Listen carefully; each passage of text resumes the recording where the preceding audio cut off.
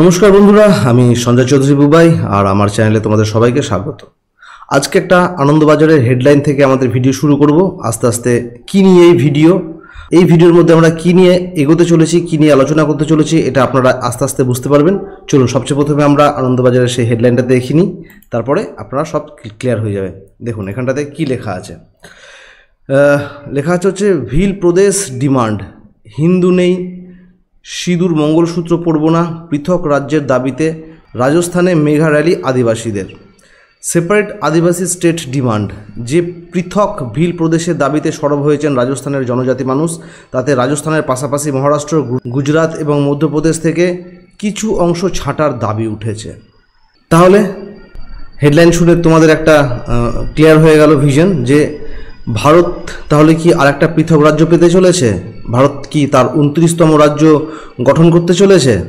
চলুন, এই যে পৃথক রাজ্য গড়ার যে নতুন দাবি উঠেছে আদিবাসীদের পক্ষ থেকে, এবং সেই আদিবাসী এলাকাটা কোনটা, তারা কোন আদিবাসী, কিভাবে এর সূত্রপাত হলো, এর সঙ্গে ইতিহাসের কি সম্পর্ক রয়েছে, এবং ভবিষ্যতে এই নিয়ে কি হতে চলেছে, ভারত কি আদৌ আরেকটা রাজ্য পাবে, ভারতকে কি এই আদিবাসীদের কি দাবি মেনে নেওয়া হবে এবং তাদেরকে কি আলাদাভাবে আলাদা রাজ্য দেওয়া হবে, এবং সেই যদি আলাদাভাবে রাজ্য হয় কিসের ভিত্তিতে, কোন কোন জিনিসের ভিত্তিতে তারা সেপারেট একটা স্টেট ডিমান্ড করছে, আমরা সেটা নিয়েই আলোচনা করব। তো চলুন প্রথমে দেখে নিই এর সূত্রপাত কি করে হয়েছে। তো চলুন আমরা প্রথমে জেনে নিই যে এই ভিল প্রদেশের এই যে আবার প্রথম থেকে যে ভিন রাজ্যের একটা দাবি শুরু হয়েছে, এটা কিভাবে শুরু হলো। এইটা কয়েকদিন আগে রাজকুমার রাওত, যিনি ওই রাজস্থানের ওই প্রদেশের তিনি সাংসদ, তিনি একটি টুইট করেছিলেন।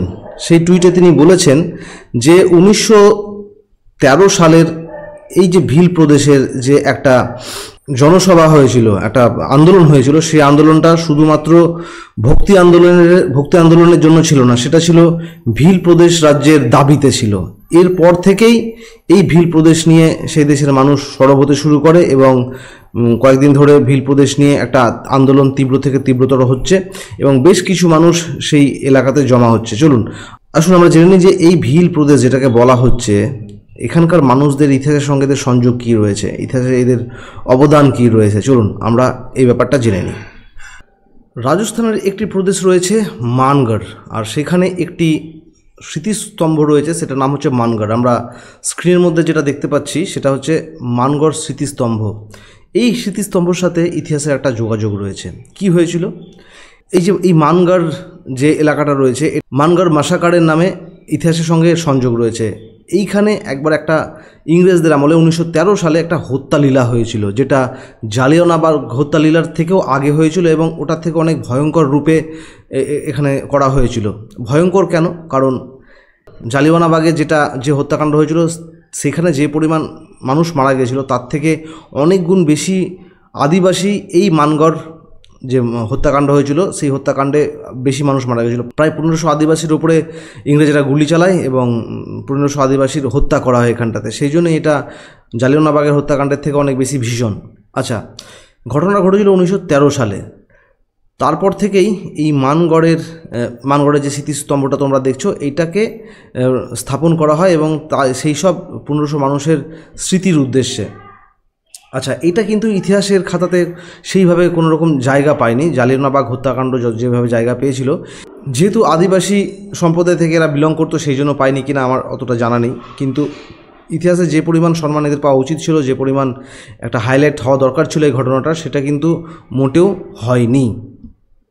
1913 সালে কি হয়, 1913 সালে গুরু গোবিন্দ গিরি নামে একজন নেতার আন্ডারে এখানে বেশ কিছু আদিবাসী, মানে অনেক হাজার হাজার আদিবাসী এখানে সংগঠিত হয়, এবং 1913 সালে ইংরেজরা এখানে এসে গুলি চালিয়ে দেয়, এবং তাতেই হত্যা হয় 1500 আদিবাসীর। তাহলে বর্তমানে এই যে ভিল প্রদেশ, এই যে রাজস্থানের এই এলাকাটা, মানগড় এলাকাটা, এখানটাতে আবার নতুন করে ভিড় কেন জমা হচ্ছে? কারণ এখানটাতে ভিড় জমা হচ্ছে, তারা একটা আলাদা রাজ্যের দাবিতে তারা এখানে জমা হচ্ছে। আলাদা রাজ্যটা কোথা থেকে হবে? আলাদা রাজ্যটা 4টে রাজ্য থেকে কিছু প্রদেশ নিয়ে এবং 49টা জেলা নিয়ে একটা আলাদা রাজ্যের তারা দাবি জানাচ্ছে। তাদের বক্তব্য যে আদিবাসী সম্প্রদায় এই যে এই এলাকাটাতে মেনলি ভিল সম্প্রদায়ের আদিবাসীরা থাকে, যারা জাতিতে আদিবাসী এবং তারা একটা অন্য ধর্ম থেকেও বিলং করে, তাদের ধর্মের নাম হচ্ছে আদিবাসী ধর্ম। তারা নিজেদেরকে আদিবাসী ধর্মের মনে করে, তারা নিজেদেরকে হিন্দু মনে করে না। তো এই যে ভিল প্রদেশ, এরা নিজেদেরকে ভিল প্রজাতির বলা হয় এই আদিবাসীদেরকে। এই ভিল প্রজাতির নাম অনুসারেই এই প্রদেশের বা এই রাজ্যের তারা নাম নিতে চাইছে ভিল রাজ্য। তো এই যে ভিল রাজ্য, এর আমরা যদি একটা ভূখণ্ড বা কোন কোন রাজ্য থেকে ভিল রাজ্য বেরোবে এবং যে প্রদেশটা এরা চাইছে সেই প্রদেশটা যদি আমরা ম্যাপ দেখতে চাই, যদি আমরা ম্যাপের দিকে তাকাই তাহলে এইখানে যে ভারতের ম্যাপটা তোমরা দেখতে পাচ্ছ, এই জায়গাটা, এই যে গ্রিন কালারের, এটা 4টে রাজ্য জুড়ে রয়েছে। কি কি রাজ্য রয়েছে এখানটাতে দেখো, এখানটাতে গুজরাট, মধ্যপ্রদেশ, রাজস্থান এগুলো নিয়ে রয়েছে। আমি যদি একটু ডিপলি ঢুকি তাহলে এখানটা দেখা যাবে রাজস্থান, মধ্যপ্রদেশের, মহারাষ্ট্র এবং গুজরাট, এই 4টে রাজ্যকে নিয়ে এরা ভিল প্রদেশের দাবি জানাচ্ছেন। কারণ এই যে ভিল যে প্রজাতি, ভিল যে জনজাতি বা উপজাতি যারা রয়েছে, আদিবাসী সম্প্রদায়, এই আদিবাসী সম্প্রদায়ের মেনলি এই কটা রাজ্যের এই জেলাটাতেই থাকে, এই জেলাগুলোতেই থাকে। সুতরাং যেহেতু আদিবাসীদের জন্য আলাদা রাজ্যর দাবি, সেই জন্য আদিবাসী অধ্যুষিত এলাকাগুলো যেগুলো এই 4টে রাজ্যে রয়েছে, সেই 4টে রাজ্যকে একত্রিত করে ওইখান থেকে জায়গা নিয়ে এরা আলাদাভাবে ভিল রাজ্য চাইছে। এবং এখানটাতে প্রায় 49টি জেলা রয়েছে এই কটা এরিয়ার মধ্যে। এই যে ভিল প্রদেশের জন্য আলাদা যে রাজ্যের দাবি, এটা এর জন্য সবথেকে বড় পদক্ষেপ যিনি নিয়েছেন তিনি হচ্ছেন এই রাজস্থানের মানগড় এলাকা থেকে, মানগড় এলাকার সাংসদ রাজকুমার রাউত মহাশয়। ইনি প্রথম তিনি টুইট করেন এবং বিভিন্নভাবে সোশ্যাল মিডিয়াতে তিনি আমন্ত্রিত করেন যে যত ভিল সম্প্রদায়ের যারা আদিবাসী লোক রয়েছে তারা সবাই যেন একত্রিত হয় এই মানগড় এলাকাতে এবং একত্রিত হয়ে একটা আন্দোলন করেন। এবং সেই আন্দোলন আজকের দিনে সব জায়গাতে আর কি বেশ হাইলাইটেড হচ্ছে, সব খবরের কাগজ এবং টিভি মিডিয়াতেই এটা হাইলাইট করা হচ্ছে। আচ্ছা, এই দাবির পেছনে যে মেন পলিটিক্যাল পার্টিটা রয়েছে তার নাম হচ্ছে ভারতীয় আদিবাসী পার্টি, যাকে আমরা শর্টে বিএপি বলে থাকি। এই বিএপি পার্টির রাজস্থানের রাজ্যসভায় 3টে ক্যান্ডিডেট রয়েছে এবং লোকসভা কেন্দ্রে একজন সাংসদ বিএপি পার্টি থেকে দেওয়া হয়েছে। সুতরাং বর্তমানে যে বিজেপি সরকার গঠন করেছে সেই সরকার গঠনেও কিন্তু একজন সাংসদ এই বিএপি পার্টি থেকে বিলং করে।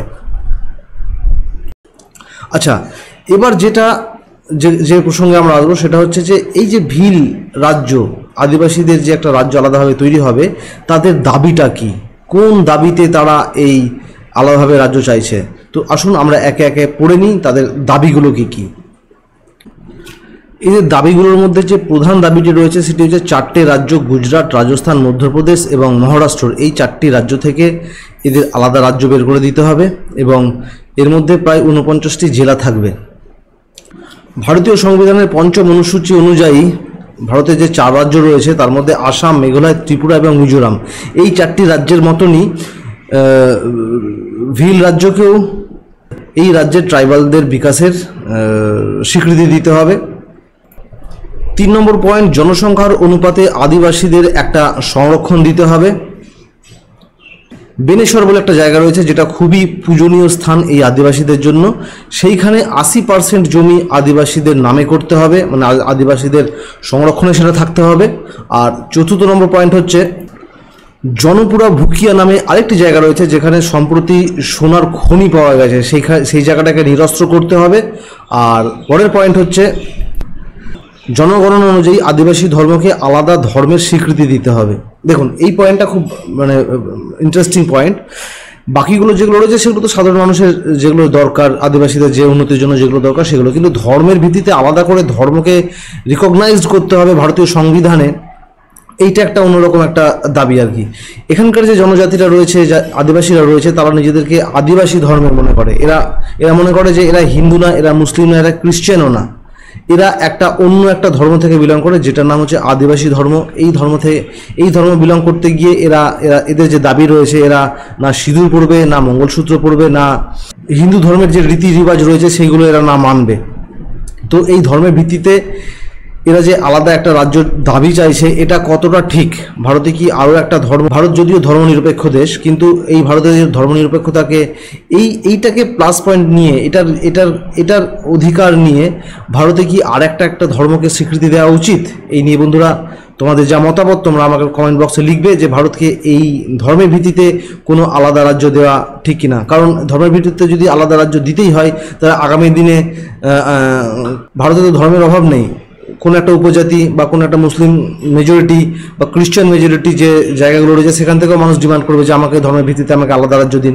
তো এইটা নিয়ে তোমাদের কি মতামত তোমরা অবশ্যই কমেন্ট বক্সে জানাবে, এবং আমি আমার মতামত তোমাদের সাথে সেই কমেন্ট বক্সেই শেয়ার করব। তো সুতরাং এখন আমরা যে কনক্লুশনে এসে পৌঁছালাম যে এই যে ভিল প্রজাতি, যেটা ভারতীয় আদিবাসী পার্টি থেকে একটা দাবি করা হচ্ছে যে আমাদের আলাদা রাজ্যের একটা আলাদা রাজ্য লাগবে, এবং শুধুমাত্র আদিবাসী সম্প্রদায়কে নিয়ে একটা আলাদা রাজ্য হিসেবে তাদের রিকগনাইজ করতে হবে না, তাদের দাবি হচ্ছে তাদের ধর্মটাকে আলাদাভাবে রিকগনাইজ করাতে হবে ভারতীয় সংবিধানে। তো এই যে পুরো এজেন্ডাটা চালাচ্ছে হচ্ছে সেখানকার সাংসদ রাজকুমার রাউত এবং তার পার্টি ভারতীয় আদিবাসী পার্টি। এখন আমাদেরকে দেখতে হবে যে এটা নিয়ে তারা কিভাবে সংবিধানে যাচ্ছে, কিভাবে পার্লামেন্টে যাচ্ছে, এবং সেখানে কি রেজাল্ট আসছে, কিভাবে এটার স্টেপ বাই স্টেপ হবে, এটা আদেও মঞ্জুর হবে না এটা খারিজ হয়ে যাবে, সেই দিকে আমাদের নজর থাকবে। খুব ইন্টারেস্টিং ব্যাপার হতে চলেছে। চলুন আমরা এর পরবর্তী যে জিনিসগুলো রয়েছে সেগুলো আমরা একটু করে জানি। চলুন আমরা এবার ভিল প্রজাতির সম্বন্ধে কিছু জেনে নিই। এই ভিল প্রজাতি কি, কারা এই ভিল প্রজাতি, এই আদিবাসী কোন সম্প্রদায় থেকে বিলং করে? ভিল যে আদিবাসী রয়েছে, এই ভিল শব্দটা এসছে যার আক্ষরিক অর্থ যদি আমরা বাংলাতে বলি সেটা হচ্ছে তীর ধনুক, অর্থাৎ যারা নিজেদের আত্মরক্ষার জন্য তীর ধনুক ব্যবহার করে এবং জীবনের জন্য অর্থাৎ জীবিকার কাজেও যারা তীর ধনুক ব্যবহার করে তাদেরকেই ভিল প্রজাতি বলা হয়। তো এই ভিল প্রজাতি জেনারেলি এরা ট্রাইবাল একটা প্রজাতি, এবং এদের যে মেন লোকেশন রয়েছে সেই লোকেশনটা আমি বললাম, রাজস্থান, গুজরাট, মধ্যপ্রদেশ এবং মহারাষ্ট্রের যে বর্ডার এরিয়া, যে এলাকাগুলো নিজেদের বর্ডারটা শেয়ার করছে সেই এলাকাতেই এরা মেনলি বসবাস করে, এবং উত্তরপ্রদেশেরও কিছু জায়গাতে এদের বাসস্থান রয়েছে। এবং এই প্রজাতির যে মেন কালচার রয়েছে, এটা একটি খুব ফেমাস কালচার, যেটা নিয়ে অনেক লোকসঙ্গীত রয়েছে, লোকনৃত্য রয়েছে, যেটাকে ঘুমার বলা হয়। এই ঘুমার এক ধরনের ডান্স শৈলী, নৃত্যশৈলী। এই নৃত্যশৈলী ঘুমার মানে এই ভিল সম্প্রদায়ের যারা মানুষ রয়েছেন তাদের মহিলারা নৃত্যের মাধ্যমে প্রকাশ করে। যদি আমরা এই 4টে রাজ্যের কথা উল্লেখ করি তাহলে এই 4টে রাজ্যে মোট প্রায় 3 কোটি ভিল সম্প্রদায়ের মানুষ বসবাস করে, এবং গোটা ভারত যদি আমরা ধরি তাহলে গোটা ভারতে প্রায় 11 কোটি ভিল সম্প্রদায়ের মানুষ বসবাস করে, অবস্থান করে। সুতরাং এই যে অ্যামাউন্ট, এটা কিন্তু মোটেও ছোট অ্যামাউন্ট নয়। বিভিন্ন সারা ভারতে যেসব ভিল সম্প্রদায়ের মানুষরা ছড়িয়ে ছিটিয়ে রয়েছে, একটা আলাদা রাজ্যের জন্য 11 কোটি মানুষ কিন্তু এনাফ। যদি আমরা এই 4টে রাজ্য অনুযায়ী যে কোন রাজ্যে কত পার্সেন্ট করে ভিল বসবাস করে সেটা যদি আমরা ধরি, তাহলে মধ্যপ্রদেশে টোটাল এই যে 3 কোটি, 4টে রাজ্যের যে 3 কোটি ভিল রয়েছে তাদের মধ্যে প্রায় 21% শুধুমাত্র মধ্যপ্রদেশে বসবাস করে। গুজরাটে এই ভিল সম্প্রদায়ের 14.8% বসবাস করে, রাজস্থানে 13.48% এবং মহারাষ্ট্রে 9.35% ভিল সম্প্রদায়ের মানুষ রয়েছে। তাহলে আগামী দিনে এটা দেখা খুব ইন্টারেস্টিং হবে যে আদেও ভিল নামের আলাদা রাজ্য ভারতে তৈরি হচ্ছে কিনা, আদিবাসীরা নিজেদের দাবি সরকারকে দিয়ে মানিয়ে নিতে পারছে কিনা, আর যদি ভিল রাজ্য হয় তাহলে তারা কতটা জায়গা পাচ্ছে এবং তাদের কতটা দাবি দাবা পূর্ণতা পাচ্ছে। তো আজকের ভিডিও এই পর্যন্তই। আশা করি তোমাদের ভিডিওটা ভালো লেগেছে। যারা আমার চ্যানেলটিকে এখনও সাবস্ক্রাইব করোনি তারা অবশ্যই আমার চ্যানেলটিকে সাবস্ক্রাইব করো, আর বন্ধুবান্ধবদের মধ্যে এই ভিডিওটা শেয়ার করে দাও, কারণ অনেকেই এই পলিটিক্স নিয়ে বা ভারতের যে কারেন্ট অ্যাফেয়ার্স এগুলো নিয়ে অনেকে ইন্টারেস্টেড থাকে। তো দেখা হচ্ছে অন্য একটি ভিডিওতে, আগামী ভিডিওতে অন্য একটি টপিক নিয়ে। ততক্ষণের জন্য গুড বাই, সবাই ভালো থাকবে, সবাই সুস্থ থাকবে।